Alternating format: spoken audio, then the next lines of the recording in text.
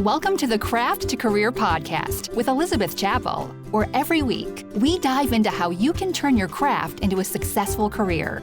Get ready to have the career you've always dreamed of. Welcome to episode 21 of the Craft to Career podcast. This week we have Melanie of Southern Charm Quilts on the podcast, and I am so thrilled to have her. I didn't even know when we scheduled to have this podcast interview how many exciting things were going on with Melanie and her business. You will find out what I discover on the podcast today as you listen. And before we jump in, I want to share this week's review that comes from at Megan M. Me. And she says, actionable advice. I love this podcast for the insights and actionable advice. So many times a business or marketing podcast will leave me with a sense of, I should try to do X. But then I realize I still have no idea where or how to start even after listening to the entire thing. Craft to Career always leaves me with something to actually do and experts to follow up with for even more. Love this show, especially the coaching calls. So thank you so much. Oh, it's tinyorchidquilts.com. So thank you so much, Megan, for that review. And I will probably open up for more business coaching calls in the future. So stay tuned for that. And just so you know, in a couple of days, starting September 7th, Tuesday, September 7th, the quilt pattern writing course will be open for registration. It's only open once a week. For about a week. It's open until September 12th. And this is where I share everything I know about writing and selling quilt patterns. And I teach all the things you can take and leave some. Some talks about Adobe Illustrator. You can use Canva, how to do quilt math, the legal aspects. So I share everything. I hold nothing back. So be sure to visit www.quilterscandy.com and look under courses if this is something that you are interested in. And now let's jump in. I'm so excited for you to meet Melanie. Melanie, thank you so much for being on the podcast. I'm so excited to have you here. You are someone whose style I've admired and loved. And for those who didn't know the Dresden Challenge, clearly I love your style. I love all that you do. So thanks for being here. Thank you for having me. Yeah, I would love for our listeners to kind of hear your story of how you got into quilting and how that turned into a business for you. So I learned how to sew in middle school, home ec, but I didn't touch it again until I was 26. And I just started sewing things for the house, and then the fabric cost money. So I thought, well, let me just start selling the stuff I make. And then that's when Etsy was brand new. It was 3 years old. This is 2008. And then so I started just listing this purse or this little pillow or something like that. And they did okay, nothing great. It did give me fabric money. And then I thought, well, let me try a quilt, because every time I would look up sewing patterns, patchwork would pop up, and I was just enamored. So so I made a quilt. It was probably horrible, but in my mind, it was the most beautiful quilt in all the world. But anyway, I thought, well, I'll pop that in the shop. It sold. And so I popped another one in the shop, and it sold, and it just kept on happening. So I was a realtor during that time. And I don't know if you remember, but that was a really bad market for houses. And I was making just nothing. I was making nothing. So it didn't take a lot for the quilt and purses and whatever else I chose to put in the shop to equal that realtor pay. It was just so low. So it made more money than being a realtor. So it was just an easy switch. And wow. Okay. That's how it happened. When you first started selling quilts, were you selling them, quilts aren't cheap. Were you selling them at an expensive price, or was it I'm just going to list it kind of cheap and see if someone buys it? They were cheap, but they probably were not very good. but they were really cheap. And I slowly just started raising the prices of them. And then when I became a little bit busier, then I would raise the price. The prices got really high, you'll hear a lot of people tell stories about how making quilts for other people is soul crushing. And it is. It is. But it took a long time for it to do that because I started making money that I never expected to make because I'm a college dropout. So it was not in the cards for me to make that kind of income. And it started happening. So. Okay, so first of all, I love this because I think a lot of times, I don't know if it's society or whatever, but we think like you have to have this degree in order to go down this path or earn X amount of dollars. And that's just not the case. Like we entrepreneurs know that that's just not the case. So I love that. I didn't know you were a college dropout. Is that what you said? College dropout? College dropout. And I'm surprised. So you started earning, like, it sounds like a pretty good amount of money from selling actual, like, time for dollars quilts, right? Yeah, I mean, I was. And most of the quilts I was selling were like rag quilts. So they were pretty easy to make. And I had my kids, I paid them to do little jobs and we got it done. It was fun. It was a lot of fun in the beginning and it really changed my life. And, no, yeah, I'm grateful for it, but it really did come to a place where I can't do this anymore.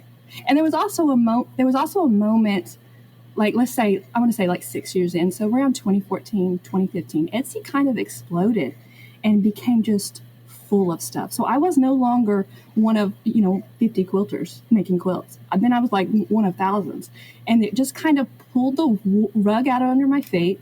And my income cut in half, then it cut in half again, and then it just cut in half again until I was like, I have to do something else. I have to pivot. And that's what I did. Yep. Which, okay, because I started my business in 2015. So I'm new-ish, but everyone who's been in a business for a long time, I hear this, that things change. All of a sudden an algorithm changes or it's, the platform changes. And some people are like, well, that's it. That's detrimental. But if you have the ability to pivot, to look and say like, okay, that's fine. This is different. What can I tweak and do differently? We can stand back up on our feet and be just fine. Yeah. But I'm curious, like, what part of it was soul crushing for you? Because you loved it at first. So what changed? I guess the monotony. Mm-hmm. I guess it was just the same thing over and over.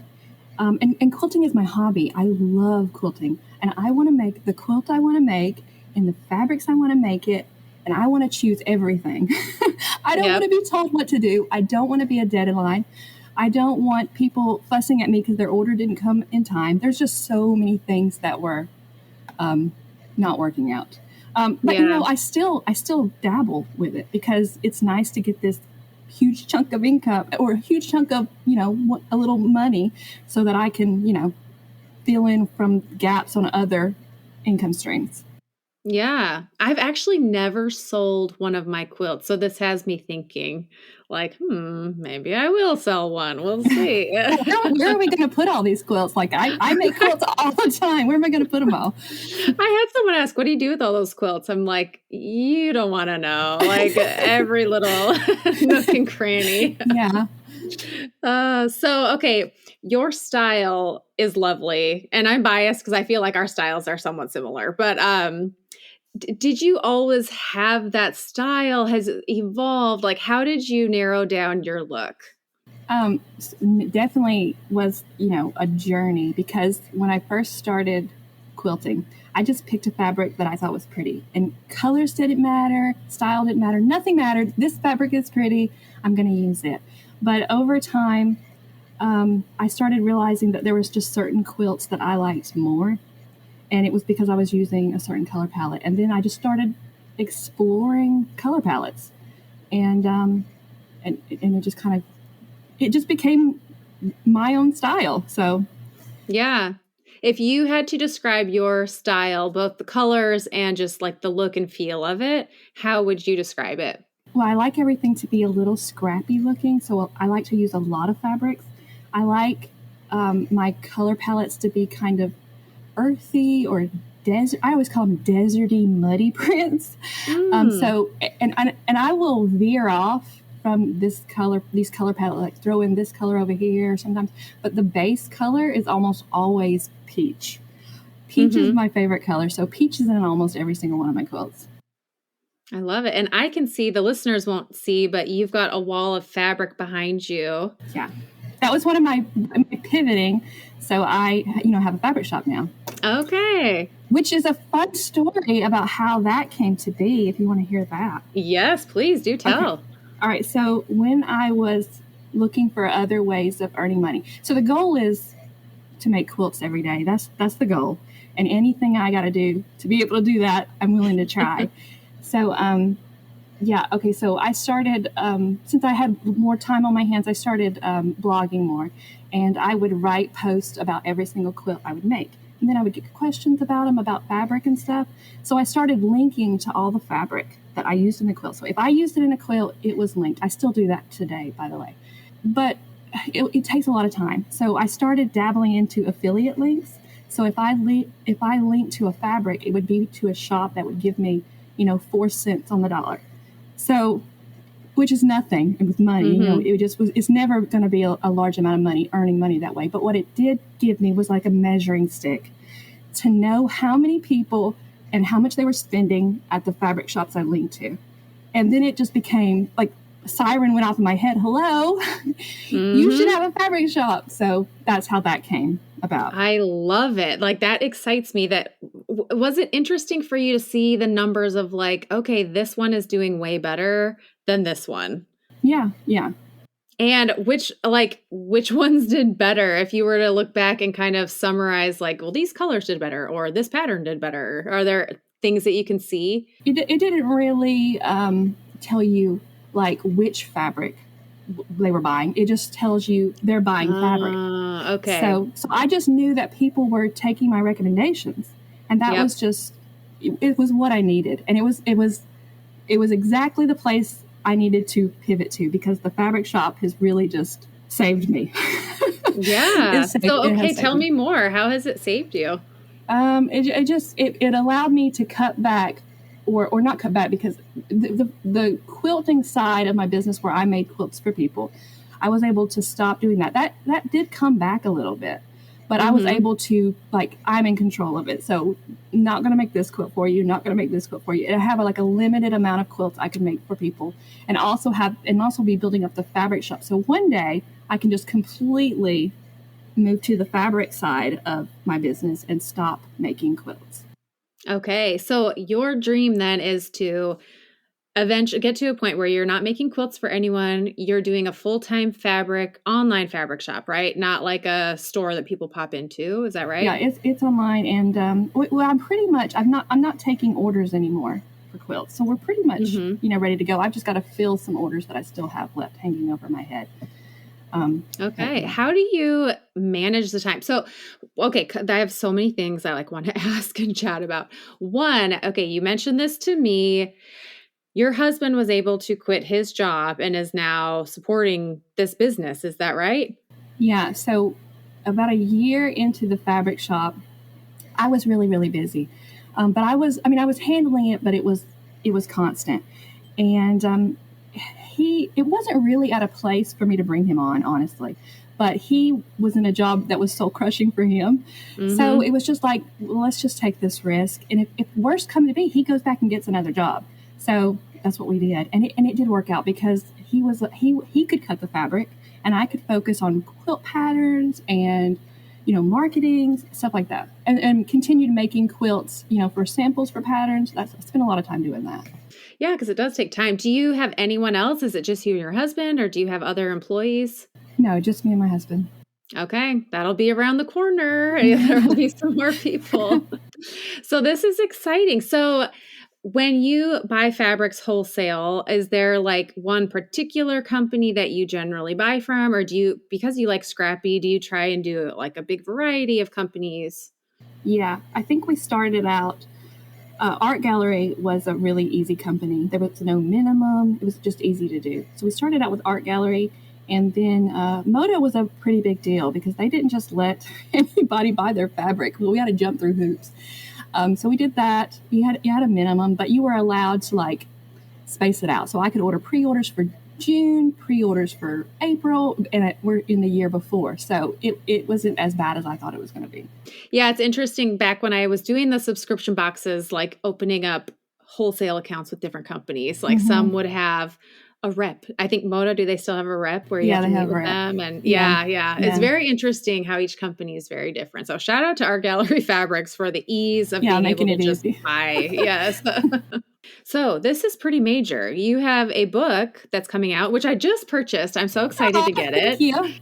And can you tell us, the listeners, like when did you start working on this? I have so many questions. So just jump in and start talking, and I'm going to keep throwing out questions about the book.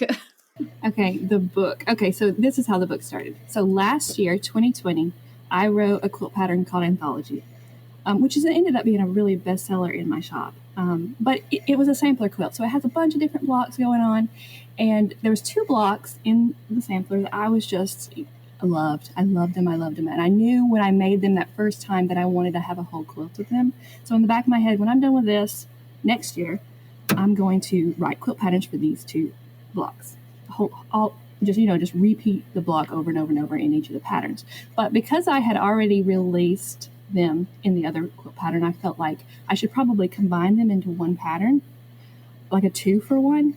And then at the same time that was going on, I had just had a flurry of inspiration and designed a whole bunch of patterns. And then I thought, well, I got all these patterns. Why not write a book? I love it. So that's how it happened. So when you got inspiration, well, where do you sketch out? Do you draw by hand? Do you do EQ8, Illustrator? How do you design your quilt tops? Illustrator. I just use Illustrator, nothing else. Sometimes I'll just play with shapes in Illustrator, and then sometimes I'll have just an idea in my head. A lot of times I will see a vintage quilt, and I'll try to recreate a block or refresh it. So I do that a lot. But yeah, it always starts with Illustrator. Okay. How did you learn Illustrator? Trial and error. Oh my God, that program is massive. Yes, it is. But it's really, really great for building quilt blocks and building quilts. I know I should probably swap to InDesign for the patterns and stuff, but I still use Illustrator for beginning to end. Yeah, it works. I just barely switched to InDesign. But Adobe Illustrator works, so stick with it. You got to go on. So I don't want to learn another program. I will say though, once you know any Adobe thing, it translates. Yes. Yeah. So with the book, tell us, are you self-publishing? Do you have a company you're going through?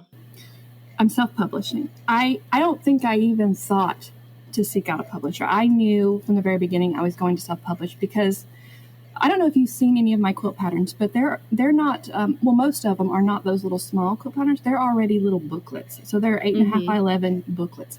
So I thought I could just change the way those are bound and change the paper quality. And my usual printer who does my paper patterns can also print the book for me.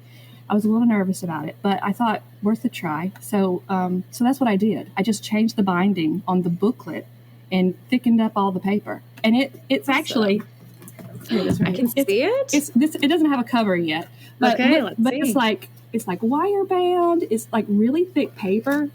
I was so impressed with the quality. I'm really excited because this was something that was nerve-wracking. Was worried about it not coming out good enough. Right. Well, and I've seen you've done a pattern for my membership and then a tutorial as well for the Dresden blocks. And I really your book will be the first official, book of yours, but pattern, and I like that the layout it's not traditional. It's very creative and artsy. Was that intentional? I don't think I realized that. Is this news to you? This is news to me. Okay. But no, I did spend a lot of time making it look readable. I think it's hard to remember because it was so long ago, but in the very early days, I did buy quilt patterns and I struggled with them. So in the back of my head, I've always tried to make things, a dummy could understand how to do this. That's the way I think about it. I want them to not have to ask me any questions. You'll know how to do it. And okay, also the patterns that I've gotten from you, they're PDFs and they have links to these amazing video tutorials. And I know people who are like, I've learned to quilt from Melanie and her video tutorials. Aw. So do you have links in your book to video tutorials? And if so, is it like a bit.ly or how do you do that if you do? No, I can't. I can't do the book PDF because it's just right. It ended up being like 5 gigabytes. So there was just no way to sell it as a PDF, even though I really wanted to. So it doesn't have any links. I think I typed out a link the same way I do my paper patterns. There's a binding tutorial in there, and it's just so hard to tell it with pictures and words. So I thought, well, let me just throw this link in so that they'll have an option for that. But it's typed out where you would have to, type it into your browser. Yeah. Well, I cannot wait to see the book. So when is it available? When can people get it? They should start arriving to me in a week, and I will start shipping out. But I've pre-sold this thing since June, so it'll take me a while to get it out. It officially releases on September 1st. Okay. So when will my book arrive? I'll get it out as soon as I get the first shipment. I'm doing this a little bit different than I'm doing patterns because the book costs so much more to print than a pattern, obviously, but it was a scary amounts to purchase from a printer. And I've had a few times where they sent back my paper patterns and they've just been, color's been off, and I think I'm a little bit of a control freak on how things look. Like it has to look how I want it in my head. So I'm going to order them in batches. So I'm not going to order everything I need. And since I have it ready to go now, I think that's okay because some people are going to get it 2 weeks early before it actually comes out. So yeah. We'll keep an eye out. It's called A Life with Quilts. Is that right? A Life with Quilts. So speaking of, I love your photos. You have tell me if it's got to be, if it's intentional. You have these backdrops that you use repeatedly. And one, I'm picturing a crocheted quilt. Crochet. That's not, yeah. Is it crocheted? Okay. Yeah, crochet. My house, I have covered porches on the front of my house and the back of my house, which is lovely. But it means that the inside of my house is not very light and bright. So I have to go to these porches to take pictures, any decent picture. So all of my pictures are taken on my front porch most of the time. And I have all these pillows and blankets. I have a very cozy porch. I'll just throw a crochet afghan out there and, it looks pretty. It does. Yeah. So is that a thing now for you? This is one of my staple, or is it intentional or is it just? It just changes up the background, so my porch is wood, so it's not all wood. So sometimes I'll just put the little crochet blanket up under there and, it'll just change up the background just a little bit. But yeah, I guess it is intentional because there's 2 blankets out there and I constantly am using those 2. You'll have to do a shot of your front porch because now I'm really intrigued. It's a super cozy front porch. I need to see a full frontal because I've seen you've got a chair, a swing out there. Am I right? Yeah, I got 2 swings. It's one of those long, they call them, in the South, they call them Cracker Barrel porches. So there's 2 swings on both porches, but I have a highlight saved on my Instagram called Porch Life where I just show all the little porch. But it's a really long, it's the entire length of my house. And I've got it way too full of plants, furniture. It's a little bit much, but. I will be checking out this highlight. And okay, other things that I think of when I think of your account, the cinnamon tea that you introduced me to. I love cinnamon tea. I drink cinnamon tea probably 5 to 8 cups of cinnamon tea a day. I'm totally addicted to it. And I don't want any other tea. I want cinnamon tea. Yeah. I love a good beverage that I look forward to it. And my husband thinks it's sweet and endearing. I'm like, wait, what? Doesn't everybody love a nice beverage that tastes good? Throughout the day, I am constantly drinking something. So I find it relaxing. It's relaxing. It smells nice. It calms my nerves down. So yeah. Yeah. And then I also picture your toes. I think I can recognize your toes in a lineup because they're in your photos and they're so cute. But anyways, you do all this to say, you do a very good job with your photos. They're very Thank on you. brand. They're recognizable. You do a very good job with that. Thank you. So with self-publishing, when did you start writing how long has this whole book project taken you? I guess not long, really. So I started the quilt patterns in February. I wrote all the quilt patterns first. While I wrote them, I made a list of all I keep calling them essays, but that's probably not the right word for them. But most of them are like my process for doing everything. So how I choose fabric, how I bind a quilt, what I think about scrappy. Most of the essays are those. So I made a list of those while I wrote the quilt patterns. And then when I was done writing the quilt patterns, I started writing the essays. Then when I had both done, I just started putting it together, like making it, this is going to go here, this will go after this, because it has this, there's something about this quilt pattern that this essay will fit. So that's the way I put it together. And then we started testing in May, and then it's taken till now to get all the patterns tested. That's what took so long. I really underestimated how long I needed to give the testers, because they need at least 3 weeks. They've got a life. At least, yeah. I mean, that is incredibly fast. So from February, and just for the listeners listening, this is now August. So February, March, April, May, June, July, 6 months to write a book. That's poured out. It poured out. So when you're on the right path, if something is pouring out of you. This is true. That is true. That's actually beautifully said. So 6 months, how many patterns are in the book? 5 quilt patterns. They're all one size. That made it a little bit easier for me. So they're all one size. They're decent size. So the biggest one is a twin. I think it's 74 to 96. That's the biggest one. But the smallest size is 60 inches square, which is my favorite size quilt. They're all beginner friendly. You don't need anything but your fabric. So you don't need any tools and rulers, nothing like that. You're ready to go. And I think all of them are pretty basic. They're all pretty basic. The hardest one, which is not hard, but the hardest one has flying geese in it. That's it. So a beginner can handle all of these. Yeah. I seriously am so excited. Do you think you'll do a quilt along for one of them or something? I don't know. Yeah, that's the plan is 2022, I'm going to work through the book and then do quilt alongs for each of them. And that's how I'm going to spend 2022. Nice. So what does the future of Southern Charm Quilts look like? Do you have dreams or big visions of what's going to happen and what's going to come?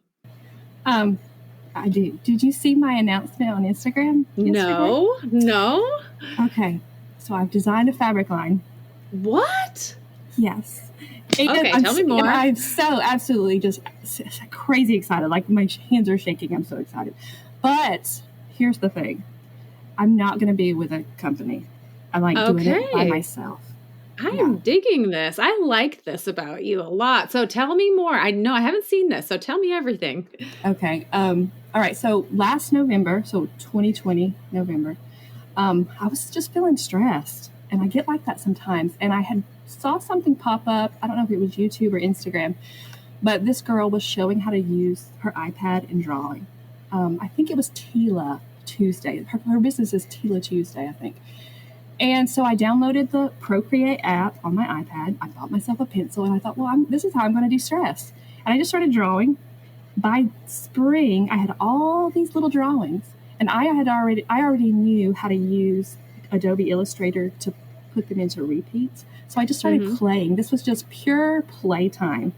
And I just kept playing with it, and it looks really cute. I thought, this is so cute. Of course, in the back of my head, I'm constantly fighting that voice that says, it's only cute because you made it. But anyway, so then I started seeing, you know what? I'm a quilter. Who makes more quilts than me? I am constantly making quilts. I know what I want in a fabric line. I can do this. So I started putting out fillers to fabric manufacturers. And one of them I really thought was going to happen, but it didn't happen. Really? And they were just like, I'm so sorry, but no. And I was just like it just felt like brokenhearted. Yeah. But then I thought, you know what? I have a fabric shop. I can sell fabric. And that early this year, Paintbrush Studios had sent out this email to all their clients that they can print custom fabric. And their website just shows like very basic with like logos and stuff of people's, like for quilt-alongs or something like that. But when I emailed them about it, they said, yeah, we can do a whole fabric line for you. So I thought, okay, well, let me get some samples. Let's see what happens. And we got them in yesterday. And anyway, so that's that picture I posted. Okay. You know what? I'm just going to pull up Instagram right now so you posted a picture of the fabric. That's what I'm dying to see. I posted a picture of the designs that I printed out from my printer a month or so ago. So that's the picture I posted. But the fabric is in. I do have to get it photographed today, but it should pop up in my shop. Okay, this is stunning. I love it. I'm going to put a picture of this on the show notes so that people can see. I'm shocked that no company. So would you down the road, if a fabric company were to say, yeah, let's bring you on, would you work with someone? Maybe, because right now, nobody's telling me what to do. Nobody's telling me I need to change this. Nobody's giving me a deadline. It's just constantly my schedule, what I want. Now, I'm sure they would have a lot of advice to give me and tips like that, but I don't know, because this was so easy. I mean, and it looks good. The fabric quality is exactly what we think of, we want as quilters. It's not, there's nothing wrong with it. It's got a sheen to it. It's pretty cotton. And I did it by myself. So I don't know. Yeah, maybe. I mean, there is some liberty in like being able to do what you want on your timetable, not having someone say, you need to change this. We need it. It's exactly what you want. If I start thinking about financial benefits, it might be better to go with another company, because it's never going to be huge, since it's going to be only at my fabric shop. You'll have to come to my fabric shop to get it. People who haven't heard of my fabric shop. So that's something I'm going back in my head with, but they said no. So right. True. Well, and maybe if this does well enough, I mean, the ideal would be to get to a point where you can be like, no, this is how I want my fabric to look, take it or leave it. Like that would be the ideal, but yeah. Plus I'm making 100% of the profit on my own. Yep. I think fabric designers make 5%. So there's, I don't remember, but yeah, I know I took Bonnie Christine's course on, surface pattern design, and she talked about that, but I don't remember what the percentage is. But yeah, and then that's that playing of, well, it would get into more stores, into more people's hands. Yeah, but it's a lot to think about. Yeah. Interesting. Well, I'm so excited about this. All right. Oh my gosh, you're onto some really exciting things here. I'm excited. Yeah. If you were to look back at your quilting journey, your quilting career, what would you say are some pivotal moments where you saw growth for your business? I think that I'm actually pretty good at being a researcher. So like I kind of have an obsessive personality, and I can go down a rabbit hole and I'll stay there. So in the very beginning of starting the business, I would study shops, not fabric or quilt shops, but I would study shops that I just was enamored with, and figure out what they were doing, like how are they marketing, what's their pictures look like, just things like that. Just study, and then take what I need and apply it to my own business. And that's really served me well. And I ended up doing that in almost every single thing I've ever tried, is that research hole. So what are some companies that you've studied that you watched? It's been a long time. But it seems like there was a shop on Etsy called Sewn Natural or So Natural. But anyway, she was just from things like her description, her writing, her descriptions, her photographs, the way she presented herself, everything. Just study somebody that you're impressed with, and take what you need from it. It's and not copy, but make it your own, because you're never going to be able to completely copy somebody. You're going to come through whatever you're trying. Exactly. Well, and it's smart to look at business principles, what works well, like how is so-and-so branding? What does that mean? And right. Yeah. I mean, I think at first, every artist, every business person, there's elements of copying as you're figuring out and getting your legs on the ground, but that it's not sustainable and it's not legal. But figuring out what your look is and all of that, it takes some time and some playing, which is why I am curious back to the question of your look and like the colors that you love and all of that. So just to reiterate, that is something that took you some time to like play around with. Is that right? Yeah, I get on Pinterest a lot when I need inspiration for decorating, food, whatever. So, and then I would have this board and I called it Bohemian Homes, but it would be all of these homes and they all seemed to have a certain color palette happening. And they were all, not too much. Like they had space. I don't know if you've noticed, but all of my quilts have space. Like my blocks aren't always mushed together. There's always like place for a low volume to be. So just things like that. I just used those images and I kind of translated it into quilt. I love that. So did you ever, yeah. Okay. So that was like your mood board per se. Yeah, Is that right? Yeah, like a mood board. Mm-hmm. Very cool. Well, yeah. So in the show notes, we could put a little screenshot of your mood board and people could see some of that inspiration that you came up with, where it came from. And then I guess if you kind of done this, but if there's anything else, if there's any creative entrepreneurs out there who are thinking of starting a business, what's like a number one tip you would share with them? Okay. Don't expect to shoot to the top in just a few months. You're going to have to dig in and, put the time in. I'm sure that happens for some very lucky people, but for the majority of us, I've been doing this for 12 years and I'm only now getting a book. Right. So just put the time in and be consistent, show up every day. And if you're in a creative business, you're probably not doing it for money. You're probably doing it because you love it. So just, lean into that a little bit. And then also maybe be ready. So like, you never know when your star is going to start shining. So already have your website, already have your email list, already be posting every day on Instagram or whatever social media you use. I would say definitely do that. Yeah. And then I'm curious, this is just from one creative entrepreneur to another. Do you have ups and down days? Like I have days where I'm like, I love this, it's amazing. And other days where I'm like, why am I doing this? Do you go through those? Do you mean like the job or the job? No, I don't think. Well, I have days where I'm like, ugh, I just want to lay on the sofa and Netflix. But no, I want to keep quilting. It may one day not be a job, but I want to quilt. Yeah. And then have you ever had a negative comment? Like there's a few people that I look at who are so sweet, you being one of them, so sweet. Everything you do is beautiful. I'm like, clearly she never has a frustrated customer. No one ever unlikes her. You know what I mean? Like, do you ever have a negative experience? Yes.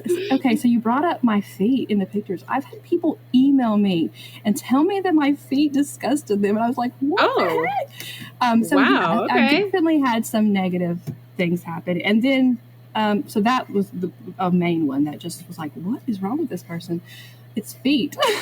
Just unsubscribe. That really bothers you, yeah. But with running the fabric shop, if orders don't arrive in time, if the post office mixes something up, especially a lot of international orders, sometimes they can take a month to get all the way down to Australia. And I'm so sorry, but there's nothing I can do. And people can get a little fussy about it. So just take a deep breath. But customer service, there's always something that's coming up. But have you ever, and you don't need to say what it is, but have you ever legitimately made a mistake and a customer got frustrated and you're just like, oh yeah, okay, that was me. I'm so sorry. Oh yeah, we make mistakes all the time. So Wade cuts the fabrics and he's not as good as remembering all their names. or some of the fabrics will have the same name, just a smidgen different color. So he'll get mixed up and send the wrong thing. But I don't think I've ever had anybody just lose it on me for something like that, because I'm always like, you know what, keep that fabric, we'll send you this other piece out, or I'll refund this, or I'll try to make it right. But yeah, so far so good, fingers crossed. Yep. Well, I mean, it's nice to know as a creative entrepreneur when I see, I mean, even I do it. I'll look at other people. I'm like, no, they don't make a mistake. There's no way. Everyone loves them. They're perfect, which isn't realistic. But in my mind, everyone just loves you and you're so sweet. So to hear that for everyone, things can happen is a little validating. Like, okay, all right. I'm not alone. I don't feel like that personally. Like when I put that fabric out yesterday, those prints, I was so nervous because I was just shaking nervous. I was excited, but nervous that people were going to be like, who do you think you are? Really? Stuff like that. So yeah. Well, I need to go and like look more. So when will the fabric be available? Anytime I want. They can print in 10 days. So the plan is to do some pre-selling so I know how much to buy, and then go from there. So I'm hoping for sure by end of September, but could be early September. Awesome. I'm so excited. Well, I want some fabric. Sign me up. I'm buying some. Are you going to sell like fat quarter bundles or? Yeah. So I kind of, I made the bundle too big. So there's 25 pieces, and in the shop, I know that 15 to 16 piece bundles just sell way better. They just do. So what we're going to do is I'm going to have a few of the whole thing because there's always going to be people who want the whole thing. And then I'm going to break it up where the bundle is low volumes and the more saturated prints. So have that Very option cool. too. Very cool. And I do like your low volumes. That's interesting. I had never really thought, now that you mention it, but yes, all of your quilts have that negative space where you can put some fun low volume prints in there. So yeah, that will work really well together. Yeah. Yeah, I'm obsessed with low volumes. Scrappy backgrounds. Mm-hmm. Same. Like I said, our style, I like to say our style's the same.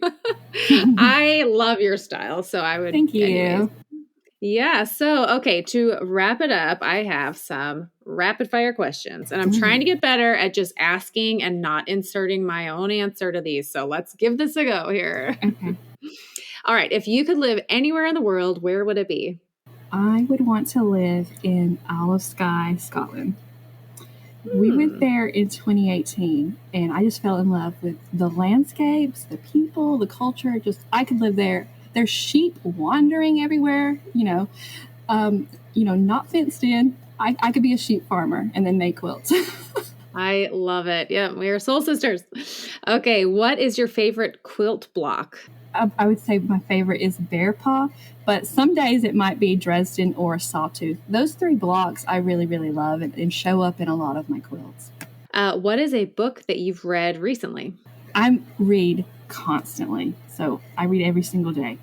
I'm currently reading This Tender Land, which is really good, but a book I just recently finished was The Forgotten Garden by Kate Morton.